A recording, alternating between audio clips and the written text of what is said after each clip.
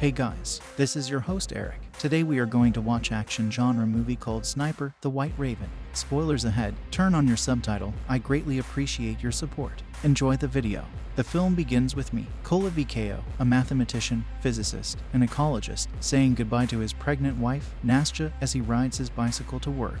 They live on a 2-hectare plot of land in Ukraine's Donbass region.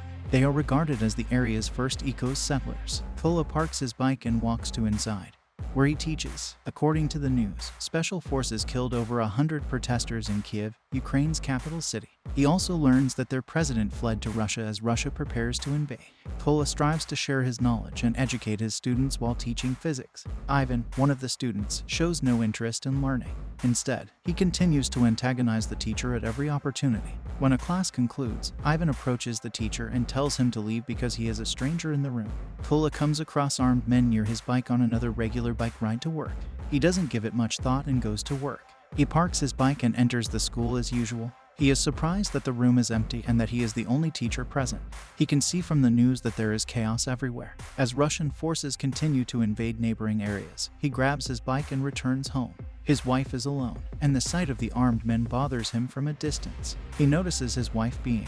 He goes to help but is shot with the barrel of a gun. He begs them not to hurt her because she is pregnant, but they refuse to listen. One Russian soldier enters their home and burns it down. She is gunned down and dies in front of me just as the two Russians are about to leave. Nasty grabs a stone in retaliation. Moments later, 2 Ukrainian militia members assisted Kola in digging a grave for his wife while he returned to their burned-out house. He can retrieve the wooden crucifix made by his wife. Kola buries his wife with a broken heart before joining the Ukrainians. I'm not sure what he'll do next. On his way to their camp, he joins the Ukrainian militia. The leader does not trust him because he suspects him of being a spy. He declares his intention to join them in driving the Russians out of their homeland. He is then given the opportunity to train with them as a pacifist. He knows nothing about guns and is struggling with the training. A woman demonstrates how to disassemble and reassemble a firearm. He's determined to learn while doing some physical conditioning one night. Mai assures his officer that he is no longer a relic of the past. He also prefers the Raven's co-name. He is reminded that co-names must be earned. The training is new and difficult for him, but he is determined to arm himself with all the knowledge and skills necessary to exact revenge. There aren't enough snipers at the front, according to the trainees. When asked who wants to volunteer to be trained, only a few people express an interest. Kola stands up and declares his desire to take the seat. He was asked to sit down by the officer because he couldn't even disassemble and reassemble a gun in time. Kola requested that he be given the opportunity to demonstrate his ability. He assures the officer that he can complete the task in 20 seconds. To everyone's surprise, the officer places an AK-47 on the table. Kola blindfolds himself and begins disassembling the gun. He then smooths the parts back together. It only takes 18 seconds. He receives applause rather than laughter. This time, Kola admits to having been trained as a sniper. Kola is surprised to be given a different gun than the other trainees during training. He refuses to leave because he believes it is unfair that he does not have the same weapon. He demands SVD-63, a semi-automatic designated marksman rifle, similar to the rifles given to the other trainees.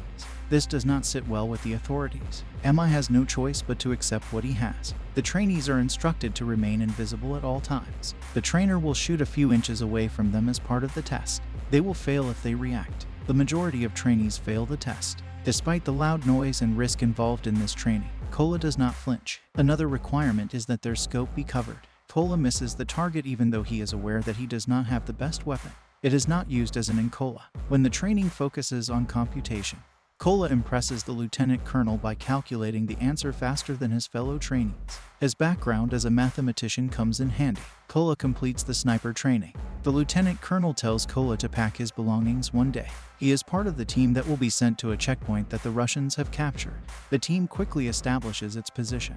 When each sniper is about to carry out their plan, a car drives toward the checkpoint. The lieutenant colonel orders them to stop shooting. The couple in the car is asked to get out and show their passports. They are allowed to leave once cleared, but the man's passport is kept. The man wants his passport returned, but the Russian who stole it refuses to give it to him. This causes a commotion. The girl is slapped, while the man is shot with a gun. When the lieutenant colonel gives the ghost signal to shoot, all of the Russians are killed. The team is congratulated by the lieutenant colonel on their first successful mission. Kola searches for his friends and fellow trainees when they return to their command. They are on a separate mission, he is told. Later, he learns that one of them was brutally murdered by a sniper. The team is sent on a mission one day. Again, explosives are placed, and the trigger is hidden behind a leaf. Mi is surprised to see his former student with the Russians as they approach. Ivan, the student who was always picking fights with him. When the explosives are detonated, all of the Russians, including Ivan, are killed. The lieutenant colonel tells Kola not to worry because Ivan made his decision while he was resting. The lieutenant colonel takes out a photograph of his family. Kola requests that he examine it. The officer informs him that his 2 daughters are unaware of the nature of his job. He has an agreement with his wife to continue working for them. They only know he's on a business trip.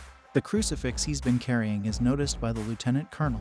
He inquires if it is an amulet. Mi explains that it represents family to him. While the snipers are in position, Ukrainian forces secure the trenches along the border. It's only a matter of time before Russian forces pass through. Meanwhile, the Russians are planning an invasion of the region. From his scope, Kola sees the man who murdered his wife. He requested permission to shoot from the lieutenant colonel. He's been told to take a seat. Kola requested permission once more because he had a perfect shot. He is far too eager to pursue it.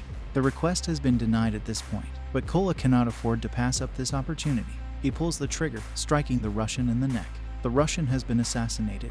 The officer is dissatisfied because his order was ignored without their knowledge. Syri, a Russian elite sniper, is also aware of their whereabouts. Spot Syri, lieutenant colonel. He informs Kola of the sniper's location, but the Russian is too quick to react.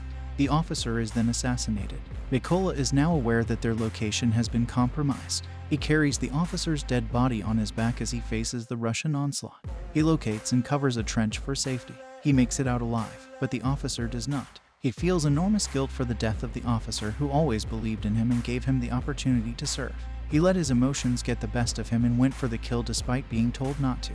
The only way to avenge his death is to track down the assassin. Mai goes on a solo mission.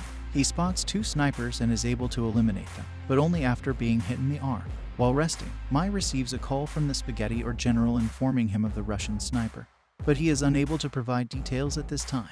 He packs his belongings and heads toward the location, intending to fill me in once they meet. This is his chance to learn more about the Russian sniper. The Spaghetti O general informs his men of the Russian sniper's abilities. He's already taken out 5 of their snipers and 3 of their machine gunners. He's a formidable opponent. Based on his kills, they know where his favorite position is. He does not change positions 1 and 2. The officer is opposed to the Ukrainian soldiers' suggestion to cover the area with mines. He allows Kola to explain why they can't just do that because he is from the area. Kola explains that the location where the sniper is hiding has chlorine storage, and using explosives to kill him could cause environmental issues. The snipers are then given their missions. The officer expresses his desire for Kola to climb up the building and kill the Russian sniper once the secondary targets have been eliminated. Then they are. All snipers are ready to launch an attack. Kola confirms that he has been appointed. After crawling toward the target area, he sneaks up behind 2 Russians and kills them both. One of the 2 was the same person who visited him. The other snipers had their targets locked and were waiting for the ghost signal. After doing a countdown to shoot at the same exact time, they were able to wipe out their targets. Notices that his lookouts are no longer reporting back. He steps away from his post to see what's going on outside. Another Russian sniper leaves his post to investigate as there appears to be a communication problem. They have no idea that Kola is closing in on them and waiting for the right moment to shoot and kill them both. Outside, Syri examines one of the snipers. The sniper appears to have remained in position. He is taken aback to learn that the sniper has been shot. He requests assistance. He is told to wait for the team for 10 minutes. Sarah returns to his position and refocuses his gaze on his scope. Before he can react, he notices a wooden crucifix nearby. Then Kola leaps onto his back and stabs him in the neck. When the other sniper returns to his post, a grenade is detonated, killing him as well. The film concludes with Syri receiving the backup she had hoped for. Syri receives a radio call from a Russian officer. Kola answers the phone and tells him that they will pay for what they did to Crimea, another territory invaded by the Russians. Kola then murders him. Russian soldiers emerge from the trucks, but they are no match for the Ukrainian snipers, who are well positioned to finish them all. When the smoke clears, Kola returns to his home and visits his wife's grave. While his mission to adventure death has been completed, his work is not finished. We really appreciate you watching. If you enjoy this video, please give it a like. And don't forget to subscribe to the channel with the notification bell because it is really important for us. Thank you.